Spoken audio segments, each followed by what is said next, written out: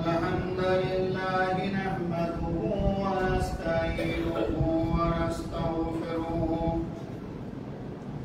ونؤمن به ونتوكل عليه ونعوذ بالله من شرور أنفسنا ومن سيئات أعمالنا محمدا عبده ورسوله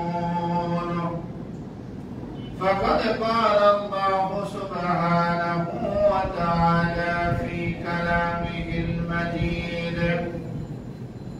وفرقانه الحميد في ليلة القدر وما أدراك ما ليلة القدر ليلة القدر خير من 1000 شهر وقال النبي صلى الله عليه وسلم من قام ليلة القدر إيمانا واحتسابه يصلون على النبي يا أيها الذين آمنوا صلوا عليه وسلموا تسليما اللهم صل على محمد وعلى إبراهيم وعلى آل إبراهيم إنك حميد مجيد لا إله إلا الله لا إله إلا الله لا إله إلا الله لا إله إلا الله سيد الأيام جمال ديني الله ربنا شموت برادران إسلام পদ্মার আড়ালের মা ও বোনেরা আসসালামু আলাইকুম ওয়া রাহমাতুল্লাহি ওয়া বারাকাতুহু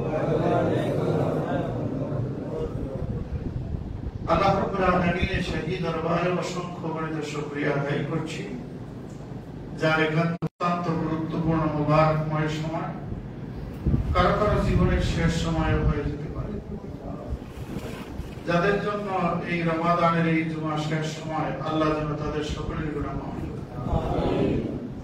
আমরা নিরাপদে নির্ভয়ে আজকে মসজিদে আসি নামাজে হাজির হয়েছি কিন্তু আমাদের মুসলিম ভাইরা আজ ফিলিস্তিনে গাজায় ভারতে সেহরি খাওয়ার আগেই তাদেরকে বন্দী করে দুনিয়া থেকে বিদায় করে দিয়েছে পৃথিবীর মানবতা আজ কোথায় গেল মানবতার তলফি বাহক এই দালালেরা যে দেশে যে পৃথিবীতে একটি সাদা কুকুর যদি মারা যায় তাহলে তারা চিৎকার দিয়ে ওঠে আজকে নিরপরাধ শিশু নারী আবার বৃদ্ধ বণিক যাদেরকে বোমা মেরে হত্যা করা হচ্ছে তারা জানে না কি অপরাধে তারা দুনিয়া থেকে বিদায় হয়ে গেল আল্লাহ রাব্বুল আলামিন উদ্দেশ্যটা মুসলমানদের ইতিহাসকে স্মরণ করিয়ে দেওয়া এই বাদশা আলমগীরের মতো দিনদার আল্লাহওয়ালা বাদশা এই উপমহাদেশে খুব কম হয়েছে যিনি ফতোয়ায়ে আলমগীরি লিখেছেন যেটা বিশ্বব্যাপী সমাদৃত এবং এই বাদশা আলমগীর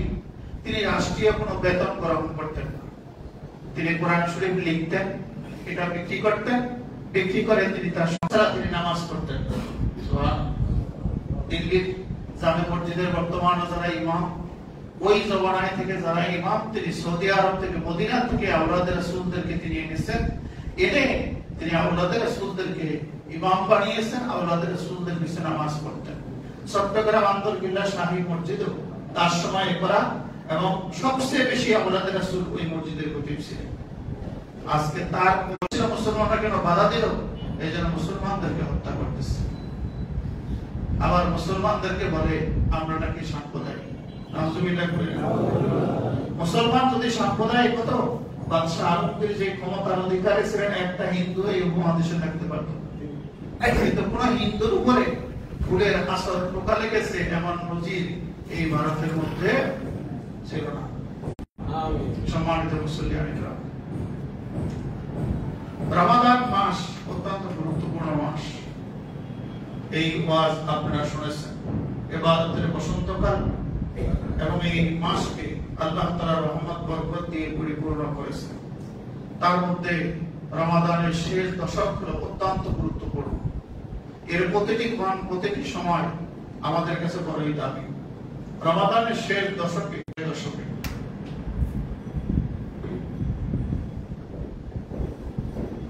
আল্লাহ রাব্বুল আলামিন কুরআনুল কারীমে লাইলাতুল কুরআন নাযিল প্রসঙ্গে বলেছেন, শাহরুর রমাদানাল্লাযী উনজিলা ফীহিল কুরআন হুদাল লিন-নাসি ওয়া বায়িনাতিন মিনাল হুদা ওয়াল ফুরকান।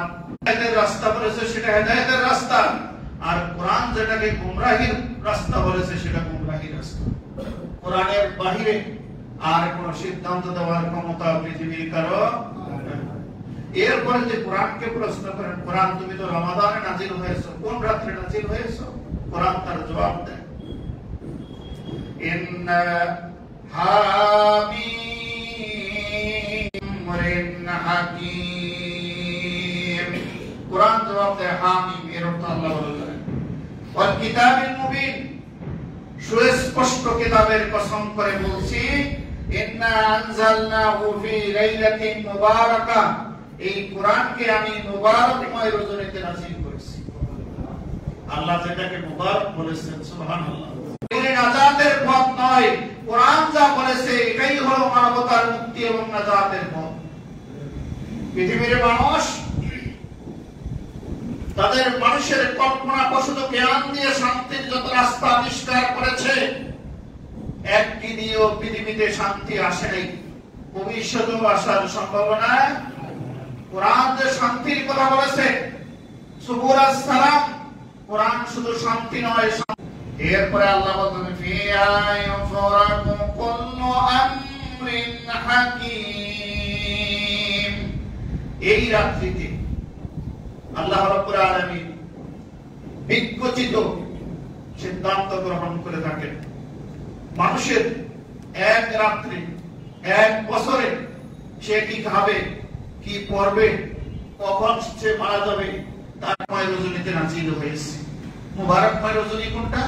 কোরআনকে প্রশ্ন করলে কোরআন জবাব দেয়, ইন্না আনজালনাহু ফি লাইলাতিল কদর ওয়া মা আদরাকা মা লাইলাতুল কদর লাইলাতুল কদরি। লাইলাতুল কদর তোমরা কি জানো লাইলাতুল কদর কি? আল্লাহ তার প্রশ্নের জবাবে বলেন, তোমরা তো জানো না।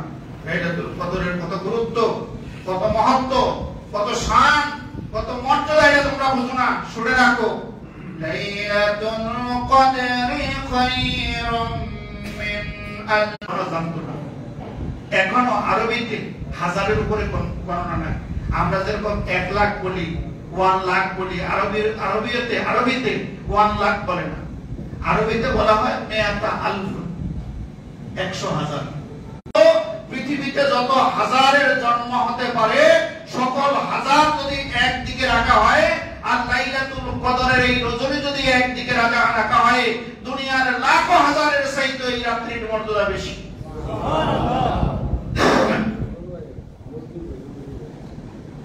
এই রাত্রি প্রথম যদি বলি, এই রাত্রিতে কি হয়? তানাজ্জালুল মালাইকাতু ওয়ার রূহু ফিহা বিইذনি, আল্লাহর অবারিত রহমত ফোটায় ফোটায় জমিনের মধ্যে নাযিল হতে থাকে। আল্লাহু আকবার, আল্লাহু আকবার। আর কি হয়? সালামুন হিয়া হাত্তা মাতলাইল ফজর, ফজর পর্যন্ত আল্লাহ রাব্বুল আলামিন তার রহমতের অবারিত শান্তি এবং কল্যাণ মানবতার জন্য বর্ষণ করতে থাকেন। 40 বছর পরে বাপদাদার এই মূর্তি সূর্তি এগুলিকে কালিমা লেপন করে নতুন ধর্মের দাওয়াত দেয়।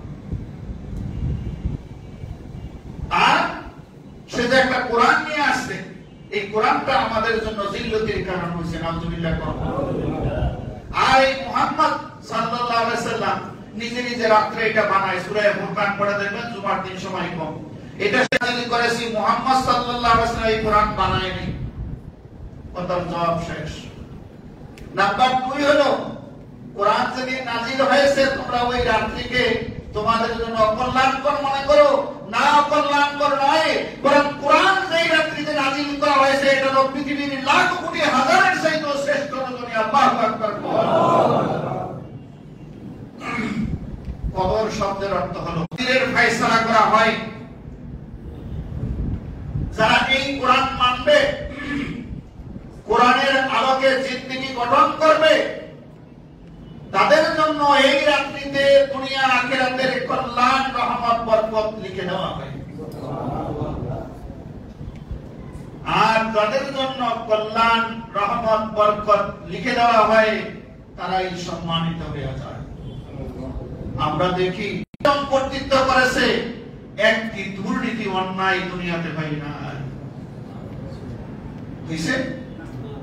সুবহানাল্লাহ। এই কথা হাজারবার বলেছি আপনাদের বিবেককে জাগ্রত করার জন্য।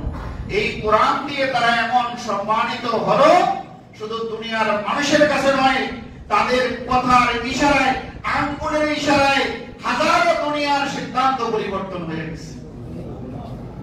জুমার দিন সময় কম, মিশরের নিচ থেকে পানি ওঠে। এজন্য আল্লাহর হাবিব বলছেন 2টি নদীর মূল পত্তন হলো জান্নাতে। একটা হলো নীল নদ, আর একটা হলো বাগদাদের, ইরাকের টাইগ্রিস দস্তা নদী। সুবহানাল্লাহ। সেটা সে উগান্ডা থেকে এসে মিশর দিয়ে নেতৃত্বে তিনি পানি শুকিয়ে গেছে। তখন ওদের রেওয়াজ ছিল ছোট ফলা সুন্দরী সুস্থি যুবতী এখানে জমাই করতে হবে, বলি দিতে হবে, পূজা দিতে হবে, তারপরে পানি উঠত। তেমন ইসলামী রাষ্ট্রে যদি মানুষ জবাই করতে হয় খলিফার পারমিশন লাগবে না, নাকি বিনা বিচারে পুলিশের হাতে বন্দুক দিবেন, ইচ্ছা মতো পানকেই মতো গুলি করে মাইরা মাইরা শুধু লাশ পালাইয়া দিবেন। অসুস্থ হয়েছি, মাইকেল অসুস্থ হয়েছি, কথা বলতে শরীরের সব শক্তি যায়, মাইক ঠিক করে এটার ভিটামিন টিটামিন ক্যাপসুল, তারপরে ক্যালসিয়ামের ট্যাবলেট খাওয়া। আমার দ্বারা সম্ভব না। সিদ্ধান্ত কথা বলা খলিফা চিঠি লিখে দিলেন, ও নদী, আইয়ুহাল বাহর, ও নদীরে, তোমার পানি যদি আল্লাহর হুকুমে বন্ধ হয়ে থাকে তাহলে আল্লাহর হুকুমে মুসলমানদের কল্যাণে পানিকে প্রবাহিত করে দাও। এরপরে পানি ওঠায় গিয়ে খাটিখানি কথা, এই চিঠি নিয়ে মিশরে যাওয়া হলো। পৃথিবীর ইতিহাস সাক্ষী, বানোয়াট গল্প নয়, এখনো মেপে দেখবেন। আর আমার এই আলোচনা ইন্টারনেটে যাচ্ছে, আপনারাও শুনবেন। কোন বাপের বেটা থাকলে চ্যালেঞ্জ করবেন যে ইতিহাসের এক লাইন অসত্য কিনা। পানি নদীর, সিরিডা নদীর তলায় দেওয়া হলো, পানির স্রোত প্রবাহমান হলো। আগে ছিল 32 ফিট।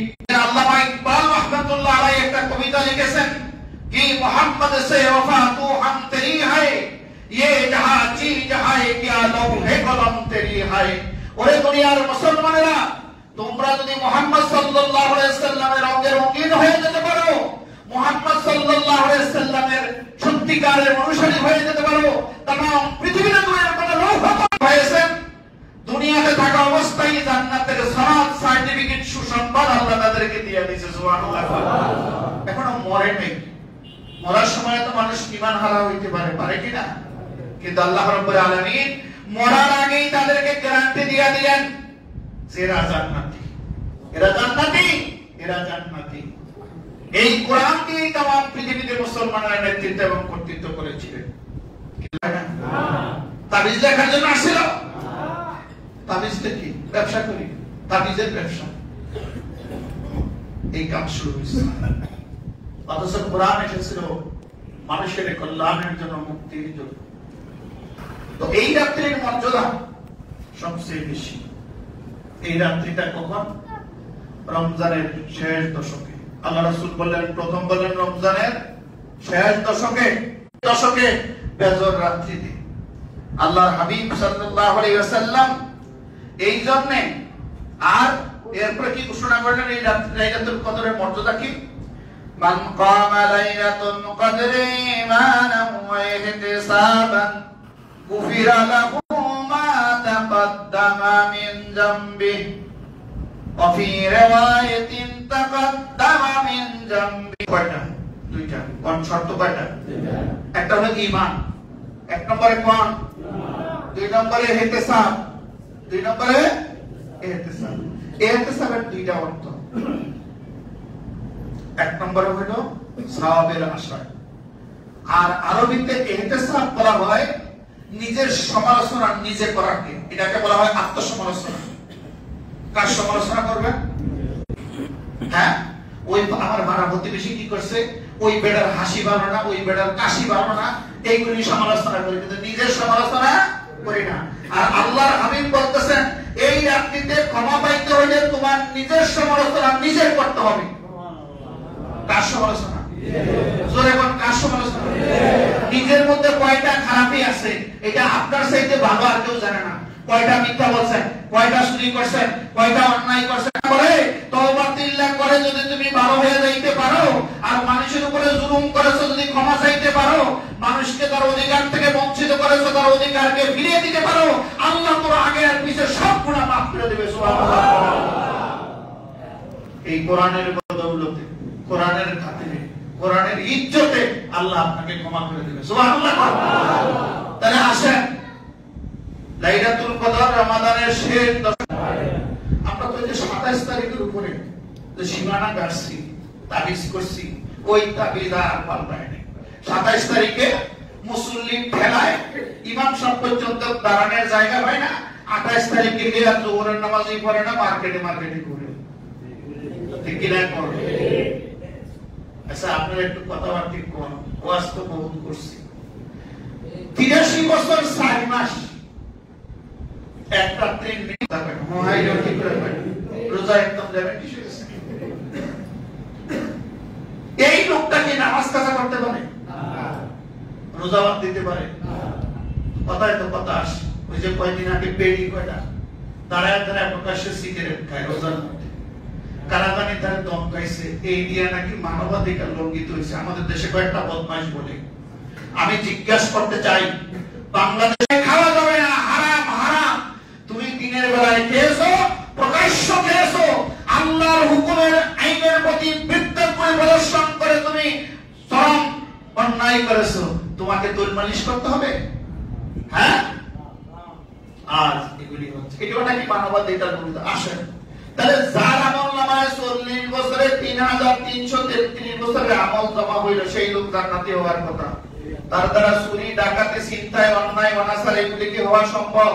তখন আল্লাহ দেখে না, দেখে।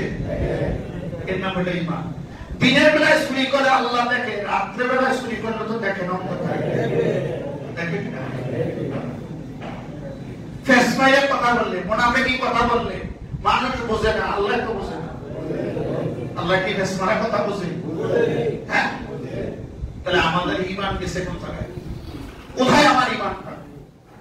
আর আরেকটা ইহতিসাব অর্থ হলো এই লাইলাতুল কদর, এই কোরআনের বিরোধিতা আমি করছি, পরে আমার দেহ জাহান্নামের লাকড়ি হয়ে গেছে, তুমি আমার উপরে রাগ করেছো। আজকে লাইলাতুল কদরের সিদ্ধান্ত নিলাম, এই কোরআনের বিরোধী কোনো কাজ, কোনো কথা, কোনো দলের সাথে আমার সম্পর্ক থাকবে না, থাকবে না, থাকবে না। ঠিক এটা কর। ওই দিনে ইহতিসাব করতে হবে। ইহতিসাব মানে নিজের সমালোচনা করা। মনে রাখবেন, নিজের সমালোচনা করলে যদি দেখেন যে আরাম লাগে, ভালো লাগে, তাহলে বুঝতে হবে ঈমানের নূর আপনার কলবে ঢুকতেছে। শয়তান বিভিন্ন সময়, গত জুমায় বলছিলাম সূরা ধারণ করে, এই গত পরশু দিন আমার একটা শয়তান আবিষ্কার হয়েছে, লাইলাতুল কদর কেন্দ্রিক শয়তান। একজন আয়েশা আমারে জিজ্ঞাসা করে, হুজুর তো কি লাইলাতুল কদর যদি বেজর রাত্রিতে হয়, সৌদি আরবে বেজর রাত্রি, আমাদের দেশের জোর রাত্রি, তারপরে এই সৌদি আরবে জোর রাত্রি, আমাদের দেশের বেজর রাত্রি, তাহলে কোন দেশে কেমনে বুঝবো লাইলাতুল কদর হয়েছে? তাই বললাম, শয়তান তো তোমার এই সুরতে এবার আছে। তো আল্লাহ তাআলা আনহা قالت كان رسول الله صلى الله عليه وسلم إذا دخل العشر وهي الليل। যখন হযরত আয়েশা সিদ্দিকা রাদিয়াল্লাহু আনহা থেকে বর্ণিত, আল্লাহ রাসূল সাল্লাল্লাহু আলাইহি ওয়াসাল্লাম যখন রমাদানের শেষ দশক হতেন, তখন তিনি বিছানা গুটিয়ে ফেলতেন। বাকি 20 দিন আল্লাহ রাসূল রাত্রে মাঝে মাঝে কিছু ঘুমাইতেন আর বাকি রাত্র তিনি ইবাদত করতেন। আর রমাদানের শেষ দশকে বিছনা তুলে ফেলতেন, রাত্রে ঘুমাইতেন। তাহলে জোর আর বেদরের চিন্তা না করে তুমি পুরো 10 দিন রাত্রে আল্লাহর গোলামি করবা। কথা পরিষ্কার কিনা বলেন? নাটক সিনেমা দেখা আর বিশ্বকাপের ফুটবল দেখা, ফুটবল না যে ক্রিকেট খেলা দেখা যখন হয় সারা রাত খেলা দেখার জন্য, সপ্তাহ মারার জন্য, আর কি করতেন? ওয়াজাদা ওয়াশাদা মেজান, তিনি কোমর বেঁধে সমস্ত শক্তি নিয়োগ করে আল্লাহর গোলামি করতেন, ইবাদত করতেন, বন্দেগী করতেন। সুবহানাল্লাহ। তাহলে বোঝা গেল লাইলাতুল কদরের জোর রাত্রি আর বেজর রাত্রিতে মানুষের মধ্যে কি জানি মক্কা আর মদিনার বাংলাদেশে পার্থক্য না করে মনের যত কথা আছে খুলে খুলে নিজের জিন্দেগির চাওয়া পাওয়া অপরাধ গুনাহের জন্য ক্ষমা চান, আমার আল্লাহ সব ক্ষমা করে দেন। সুবহানাল্লাহ। তবে এই রাত্রিতে 10 দিন ইনশাআল্লাহ আল্লাহ বলেন, আল্লাহ এই রমাদানের শেষ দশকের এই 10 দিন পুরা রাত্র আমাদেরকে তোমার গোলামি করার তৌফিক দাও। আল্লাহ আমাদের শক্তি সামর্থ্য তোমার প্রতি মহব্বত বাড়াও। আর আল্লাহর হাবিব বলেন, আবার আমাদের এই মসজিদে শেষ 10 দিন অর্থাৎ আজকে থেকেই শুরু হবে কিয়ামুল লাইল হবে। কয়টা শুরু হবে? টাইম আসার সময় না, তার একটা থেকে ধরেন আপনারা কিয়ামুল লাইল হবে, দাঁড়িয়ে থাকবে, আসবে, বহুত ঘুমাইছে। তাম পৃথিবীতে হয়, আমাদের দেশে খুব কম সংখ্যক মসজিদ হয়। ইনশাআল্লাহ আপনারা আসবেন তো? না ঘরে ঘুমাইবেন? আল্লাহ রাসূল বিছানা আলাদা করতেন, স্ত্রীদের থেকে তিনি আলাদা হয়ে যেতেন। সুবহানাল্লাহ। স্ত্রীদের সাথে তিনি সম্পর্ক রাখতেন নাই ধরতে। স্বয়ং মুহাম্মদ রাসূলুল্লাহ, যার কোনো গুনাহ নেই, পৃথিবীর সর্বশেষ আল্লাহর মাসুম বান্দা। সুবহানাল্লাহ। আমাদের তো গুনাহ নাই। রাসূলুল্লাহ সাল্লাল্লাহু আলাইহি সাল্লাম প্রতি রমাদানে শেষ দশকে তিনি ইতিকাফ করতেন। ইতিকাফ কেন করবেন?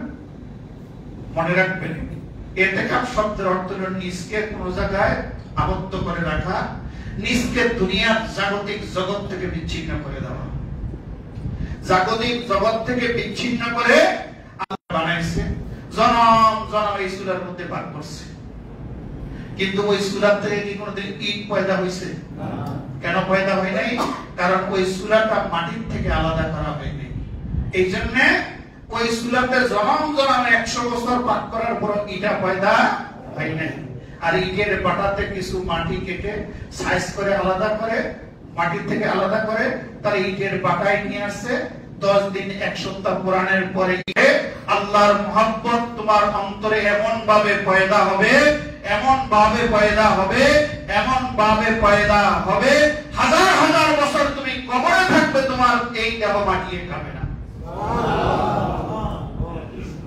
50,000 বছর পর্যন্ত ময়দানে মাহশরে দাঁড়িয়ে থাকবে, আযাব তোমাকে স্পর্শ করবে। সুবহানাল্লাহ। তো কিছু বারান লোক করে, তারা খাবার দেয়, আইনা কোনো কাজ কাম নাই, বহকুর, নামাজ জানে না, রোজা জানে না, এই টাকা পয়সা দিয়ে ইতিকাফে বসায়। এলাকা ভিত্তিক ইতিকাফ যদি কেউ না বসে তাহলে এলাকাবাসী সব গুনাহগার হবে, বা সারার জন্য এটা করে। এটা কি আসলে আল্লাহর মহব্বতের ইতিকাফ হচ্ছে? না। আপনারা কি এই কাজটা করতে চান? না। তাহলে ইতিকাফে বসে যান, ইতিকাফে বসে যান, ইতিকাফে বসে যান। খবরদার মসজিদ যাতে এলাকা, মসজিদে সত্যিকারের মুসল্লি যারা, আল্লাহ ওয়ালা যারা, তারা ইতিকাফে বসবেন। কথা কি পরিষ্কার বোঝাতে পেরেছি? বহুত করে ঘুমাইছেন, ওই ঘর থেকে আপনাকে জনমের তলে বের করে দেওয়া হবে। এই মুরব্বী পারবে, ওই জন্য পারবে। বহুত মানুষ জীবনভর ঘরে ঘুমাইছেন, যারা মরে গেছে একবার বের করে ফেলেছে, আর কি ওই ঘরে ঢুকেছে? সারা রাত আপনি হেরে নিয়ে ঘুমাইবেন। খবরদার, মরলে বেশিক্ষণ উপরে রাখতে নেই, হুজুররা বলছে তাড়াতাড়ি মাটি দিয়ে দেন। ঠিক কিনা কর? ও আল্লাহর বান্দা, রাসূলের উম্মতরা, আপনার দশার আমার দশাতে এটাই হবে। ঠিক কিনা কর? তো মরার আগে 10 দিনের জন্য বের হইতে পারবেন না। আল্লাহ বুঝার তৌফিক। যদি ইতিকাফ কেউ করে, লাইলাতুল কদর তার নসিব হয়ে যাবে। বারাকিয়া ইতিকাফ তার থেকে 3 খন্দক দূরে রাখবে। সাহাবায়ে কেরাম বলেন ইয়া রাসূলুল্লাহ এই খন্দক কি? বলো এক খন্দকের দূরত্ব হলো পৃথিবীর পূর্ব এবং পশ্চিম প্রান্ত পর্যন্ত যত দূরত্ব, এক খন্দকের দূরত্ব হলো এতটুকু। অন্য riwayate আছে এক খন্দকের দূরত্ব জমিন থেকে আকাশ পর্যন্ত। এরকম যারা ইতিকাফ করবে জাহান্নামকে তাদের ইতিকাফ ঘরের একটা নির্দিষ্ট জায়গায় নির্দিষ্ট কক্ষে সুন্দর করে বসে মহিলারা যদি ঘরে ইতিকাফ করে তাহলে আল্লাহ তার ইতিকাফকে কবুল করবে। এজন্য আমাদের মা বোন যারা আছে তারা ঘরে বসে ইতিকাফ করবে। কিয়ামুল লাইলে শরীক হয়ে যাবেন পুরুষ যারা আছে, আর পুরুষেরা জুমার মসজিদে ইতিকাফ করবে, তাদের সওয়াব বেশি। তাহলে পুরুষেরা কোথায়? মহিলারা বাসায়।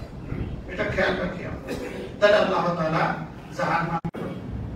গত বছর আমি বাইতুল্লাহ শরীফে ইতিকাফ করেছি কাবা করে, তার আগের বছর মসজিদে নববীতে করেছি। আর ওদের দিকে তাকাইলে ইচ্ছা লাগে, সারা রাত কাঁদে আল্লাহর কাছে। আর দেখি ওদের কান্না দেখে মনে হয় আল্লাহ ওরা তো আপনি ক্ষমা করে দিছেন, সাথে আমারও দেন, কারণ আমি তো এত কাঁদতে পারি না। আমাদের কলম তো মরে গেছে, আমাদের কলম মরে নিবে। যদি কেউ আল্লাহর ভয়ে কাঁদে আর তার চক্ষু থেকে যদি পানি বের হয়ে যায়, এই চোখের পানিতে জাহান্নামের আগুন নিভে যাবে, আর শহীদের রক্তের ফোঁটায় জাহান্নামের আগুন নিভে যাবে। আমরা আল্লাহর কাছে কাঁদি, আল্লাহর কাছে কাঁদি, তাহলেই আমরা কামিয়াব হয়ে যাব। আরেকটা হলো এই যে রমাদানের শেষ দশক, দেখবেন মার্কেটে ঘুরে আর ওই লোকদেরকে জিজ্ঞাসা করেন লোকেরা কতক্ষণ থাকে, হুজুর কেউ তো সকালে আসে বিকালে যায়, সারা খালি করতে থাকে এইটা থেকে। বললাম জোহরের নামাজ কোথায়? বলতো আপনি কিসের নামাজের খবর নিয়েছেন? এই জামা আপনার জাহান্নাম ঠেকাতে পারবে না। মার্কেটে করবেন না। রমাদানের প্রতিটি সময় সুবহানাল্লাহ, আলহামদুলিল্লাহ, আল্লাহু আকবার, লা ইলাহা ইল্লাল্লাহ, এরকম ইফতার টাকার জন্য প্রতিদিন বলতে হবে কেন? ইফতারের টাকা দিয়ে দেওয়া আপনাদের নৈতিক দায়িত্ব, ঠিক কিনা? আমি যদি আমার জন্য ভিক্ষা চাইতাম তাহলে ভিন্ন কথা ছিল, কিন্তু আমি কোনোদিন নিজের জন্য চাইনি। একদম ছাত্র জীবন থেকে আপনি জিজ্ঞাসা করবেন যত জায়গায় আমি জুমা পড়াইছি, আমার জীবনে কোনদিন জুমার নামাজ পড়ায় আমি পয়সা নেই। এই মসজিদে আমি 8 সাল থেকে জুমা পড়াই, আজ পর্যন্ত এই কমিটি আমাকে 1 টাকা দেয় না। দিচ্ছেন কিনা? আমাদের সভাপতি সব আছে কমিটির লোক, আমি নেই। ছাত্র জীবন আমি নেব না। খামের ভিতরে করবেন, 1000 টাকার কসকসার নোট দিবেন, সুন্দর করে কেমিক্যাল লেটারে আমার লিখবেন, তারপরে দিবেন। কারণ আপনার থেকে আমি গিরবিনের টাকা নেইনি, সুদের টাকা নেইনি, ঘুষের টাকা নেইনি। কিন্তু হুজুরদেরকে টাকা দেওয়ার সময় মুসরায় দেয়, আর অফিসে গিয়ে যখন ঘুষ দেয় দেখবেন বান্ডেল কইরা খামের মধ্যে সুন্দর করে সাজায় প্যাকেট করে দেয়, ঠিক কিনা? কোন তা হুজুরের মর্যাদা কি কুসকুরের চেয়ে কম নাকি? এটা আমি নেই না। এটা আমার ইমাম বুখারী এই রমজানের আগামী রমজানে ইফতারের টাকা আপনার কাছে আর কেউ চাবে না, এমনও হইতে পারে। আপনি আর দিতে পারবেন না, এমনও হইতে পারে, ঠিক কিনা? কোন এই জীবনের শেষ রমজানে মানুষকে শুধু ইফতার করাবেন, এই ওয়াজ করছি, সময় শেষ। সর্বশেষ সাদাকাতুল ফিতরের কথা বলি। তাসবিহ তাহলিল করবেন, তওবা ইস্তিগফার করবেন, বেশি বেশি তওবা করবেন। আল্লাহ রাসূল সাল্লাল্লাহু আলাইহি ওয়াসাল্লাম বলেছেন ইয়া আইয়ুহান নাস তুবু ইলাল্লাহ ফা ইন্নী আতুবু। 2 নম্বরে আল্লাহ তাআলা আপনার মনের নেক মাকাসিদ পুরা করে দেবেন। 3 নম্বরে আল্লাহ তাআলা আপনার মর্যাদাকে বাড়ায় দিবেন। তাহলে আল্লাহ রাসূল তওবা করলেন কেন? গুনাহ মাফের জন্য না, রাসূল সাল্লাল্লাহু তওবা করেছেন তার শান মান আল্লাহ শাহী দরবারে বাড়ানোর জন্য। তা আমাদের তো 1 নম্বরে গুনাহ আছে কি না? এজন্য ওয়াজিব করে দিয়েছেন এই ক্ষেত্রে প্রত্যেক ব্যক্তি যার নেশাব পরিমাণ মাল আছে আর ঈদের দিন সূর্য উদয়ের আগেও যদি কোনো সন্তান জন্ম নেয় তাহলে তারও সদকাতুল ফিতর দিয়ে দিতে হবে। সদকাতুল ফিতর বিশেষ করে খেজুর, পনির, জব, কিশমিশ, গম, আটা এই জাতীয় দিয়ে দেওয়া। কিন্তু আমাদের দেশে দামের ডিফারেন্স সাদাকাতুল মিন সাদাকা। যদি ঈদের আগে কেউ এই সদকাতুল ফিতর দিয়ে দেয় তাহলে সেটা আল্লাহ কবুল করে নেবে। আর যদি এই ঈদের পরে যে সাধারণ সদকায় সেটা রূপান্তরিত হবে। কেন সদকাতুল ফিতর দিতে হবে? রোজাদারের যত ত্রুটি বিচ্যুতি আছে, শরীরের যত রোগ ব্যাধি আছে, এই জন্য সাদাকাতুল ফিতর দিয়ে দিতে হবে। কারণ আর তোমাতুল মাসাকিন, অর্থাৎ কি আপনার ক্রেডিট কার্ড দিয়ে 5 স্টার হোটেলে যে স্টাইলে খায় ওই স্টাইলের সাদাকাতুল ফিতর তার দিতে হবে। সেটা কমপক্ষে এখন 2800, 2900, 3000 টাকা ধরে। আর আমাদের মতো সাধারণ ব্যক্তি যারা, তাদের এবার সাদাকাতুল ফিতর হলো 110 টাকা। 110, এটা আপনারা দ্রুত দিয়ে দিবেন, দ্রুত দিয়ে দিবেন। আল্লাহ তাআলা তার একটা উদাহরণ আমি নিজে, আপনারা জানেন আমি ডিসেম্বর থেকে জুমা পড়াইতে আসতে পারিনি। ডিসেম্বরে আসি নাই, জানুয়ারিতে আসি নাই, ফেব্রুয়ারিতে আসি নাই, ফেব্রুয়ারি শেষ ইয়াতে আসি। তাও আমি 2 মিনিট দাঁড়ায় খুতবা দিতে পারতাম না। এই রমাদান শুরু যেই দিন হলো, আমার মেরুদণ্ডের 4 নম্বর 5 নম্বর ডিস্ক ভেঙে গেছে। জেল বের হয়ে আমার দাঁড়ায় দাঁড়ায় পড়বো। আর আমার ছোটবেলা থেকে, আমি 1984 সন থেকে, যখন আমার বয়স 12 বছর, তখন থেকে আজ পর্যন্ত আমি বিশ্বব্যাপী নিচে তারাবি করিনি। এবং তারাবি না করলে আমার শরীরের মধ্যে অস্থিরতা সৃষ্টি হয়ে যায়, আমি থাকতে পারি না। 2013 সালে আমার হার্টে যখন অপারেশন হয়েছে, যেই দিন রোজা শুরু হয়েছে সেই দিন আমি হাসপাতাল থেকে বের হয়েছি। বাসায় লম্বা হয়ে পড়ে আছি, ডাক্তার টাকা দিয়ে, যে আল্লাহ যদি আমার এই ব্যথা না কমায় দেয়, আমি যদি দাঁড়াইতে না পারি, তাহলে স্যার নিয়ে মসজিদে যাবো, এরপরে তারাবি করবো। আলহামদুলিল্লাহ, আলহামদুলিল্লাহ, হাজামিন ফাদলি রব্বি। আমি শুধু বারবার করি, আল্লাহ দুনিয়ার ডাক্তাররা 4 মাসে আমার ব্যথা ভালো করতে পারে নাই, শুধু তোমার কাছে একবার বিনয়ী হয়ে বললাম, আর তুমি ব্যথা ভালো করে দিয়েছো। আল্লাহি, আমি প্রথম যেদিন মসজিদে গেছি, সাথে চেয়ারটা নিয়ে গেছি, যে যদি একান্ত দাঁড়াইতে নাই পারি তাহলে বসেই পড়বো চেয়ারে। চেয়ার নিয়ে গেছি, আলহামদুলিল্লাহ, শুধু আমার চেয়ারে বসে নামাজ পড়তে আর হয়নি। আল্লাহকে বলেন, আল্লাহ যাকে সুস্থ করে দিয়েছে সে সুস্থ হয়ে গেছে, আল্লাহ যাকে সুস্থ করে নেই সে